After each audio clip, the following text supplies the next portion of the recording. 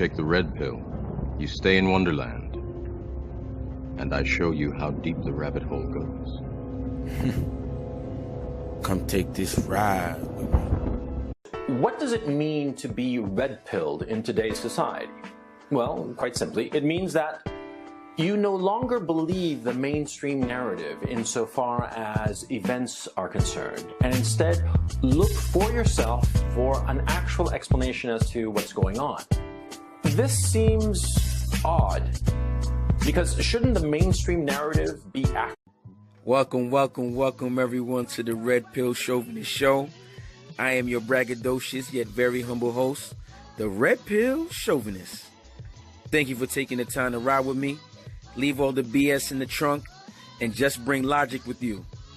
This is a variety show that deals with topics like dating, spirituality, traveling, and much more. I'll be doing interviews with special guests from various walks of life, in addition to freestyling rants, discussing my opinions, and dropping red pills. Remember the red pill mindset is not believing in society's narrative and finding your own answers. Come take this ride with me.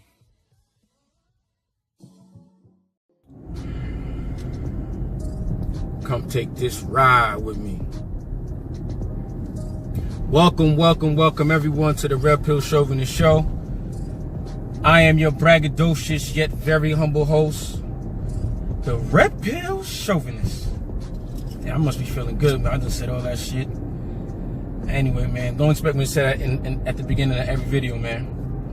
But anyway, as you can see, the setting's a little different than normal. You know, usually it's in the daytime and, oh shit, I've got something real important. Hold on. My bad, everybody. I'm bugging. Now I'm looking at the camera like, something is off here.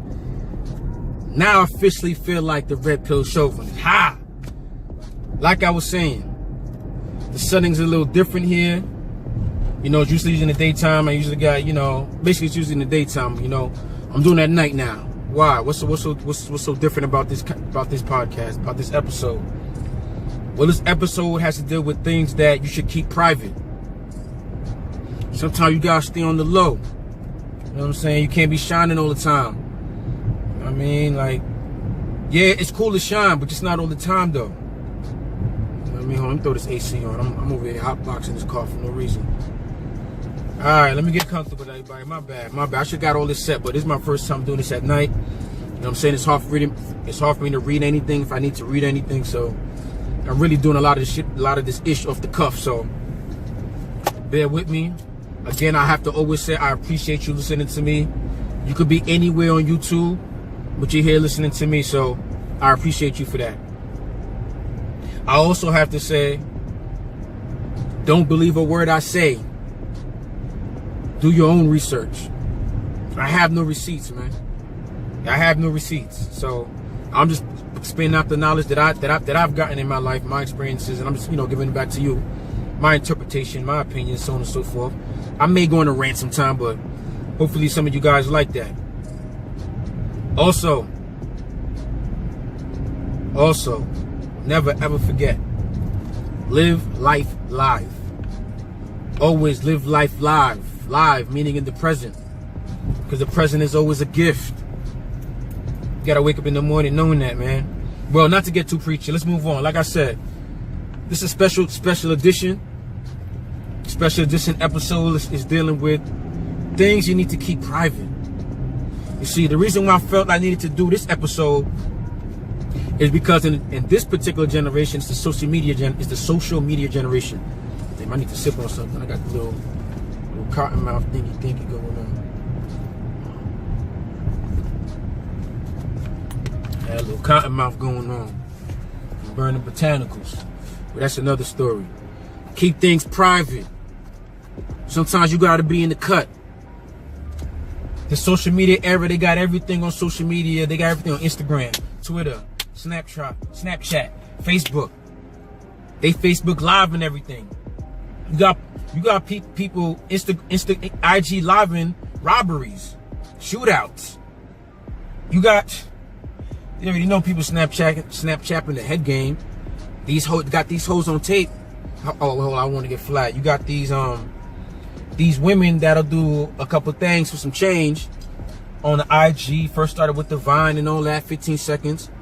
And a part of it is, you know, everybody wants attention nowadays. Attention is food. And I'm not, again, I do not want to get preachy on this. I'm not, I mean, I've been told people have thought that I'm a preacher, but I'm not. I'm far from a religious pastor, reverend, or anything like that. But anyway, you got a lot of people nowadays searching for attention, man. They searching for attention. They could, and I get it. The reason why I say I'm not gonna be preachy is because I'm just gonna say this. I grew up in the era of the crack era. You know what I'm saying? So we had a lot of my class, not a lot, but we had classmates who may or may have not know what the fuck happened, but I'm just gonna start off with what I was saying. Man, people nowadays, they're real preachy. People nowadays want attention and everything like that. So you know, Tony, let me get to it. They're real preachy, they want attention. I call attention food. So because back in the day there was no social media, people had to go outside and present themselves a certain way to the public in order to get good food, good attention. Nowadays, you got social media. All the person has to do is go on social media, post a couple pics, get a couple thousand likes, and they're good for the day. But the flip side to that is nowadays when people go out, they don't look presentable. I mean, they coming out looking like whatever. They ain't fixing their hair, they ain't brushing their teeth, none of that. For what? They already got their thousands likes before they even left the crib. Especially these women, man. These women taking pictures. That bathroom pic, that shit was born from women thirsting for food. But nowadays it's even worse because back in the day, chicks love food, so they put a certain type of makeup, some type of dress. Now chicks nowadays, they don't care for junk food. Junk food meaning, yo, ma, why you wearing fill in the blank? Cause I don't want nobody feeling no type of way. Ma, why you wearing blah blah blah? And they be like, oh, why you insulting me? But yo, ma, you coming out looking crazy right now, like. So anyway, to get into it, things that you need to keep private. Things you need to keep private, especially off of social media. Number one, your love life. Definitely keep your love life off social media. Excuse me, definitely keep your love life private.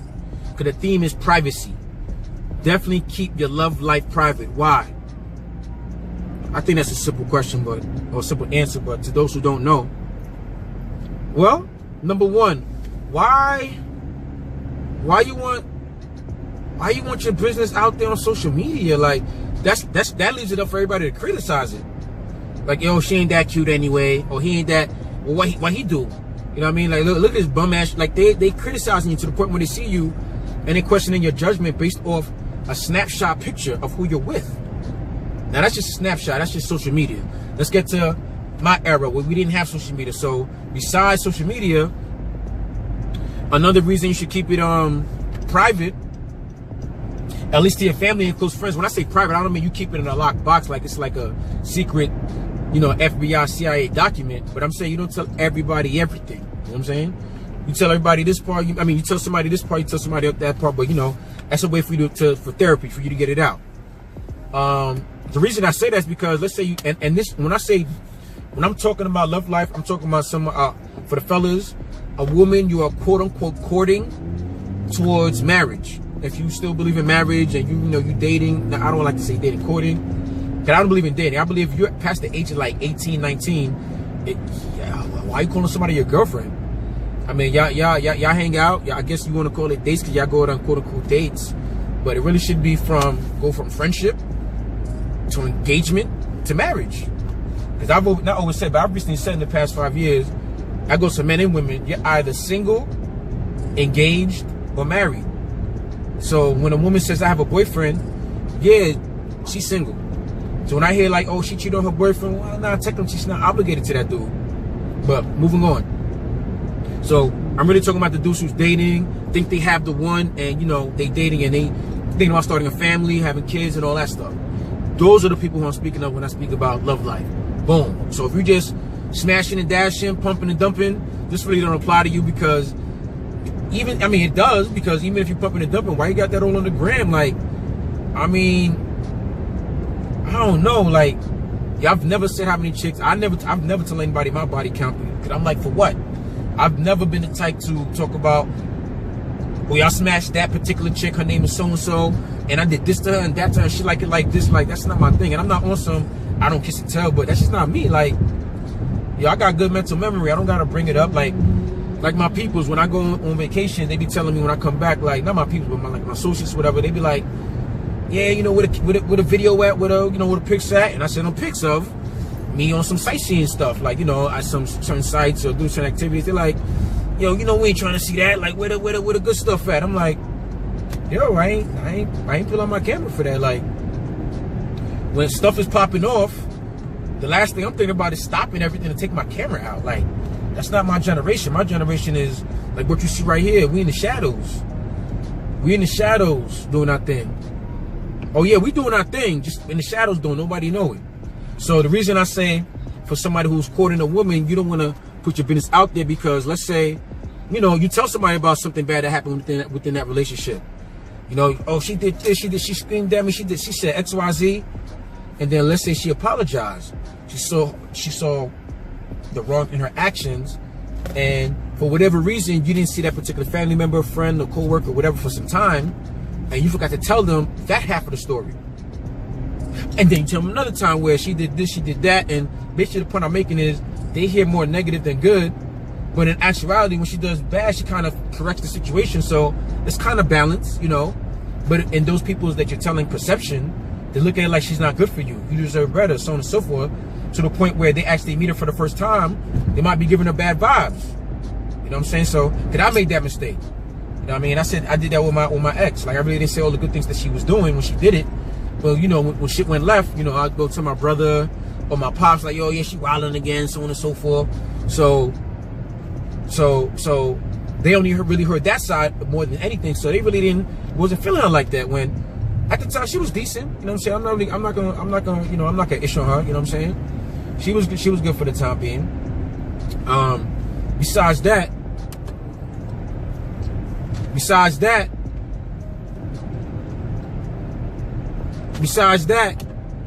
you can have a third party in a relationship. You telling everybody your business, man. Especially in a relationship, in a love relationship, you don't want a third party in it. Because these people tell you to do things that they wouldn't do in their relationship. And then you got the people the quickest to give you tips on relationships, or loving relationships, or people who's never been in love, never been in a loving, you know, relationship, like towards marriage, you know, an adult relationship, I like to call it. But they want to give you advice. Another thing could be,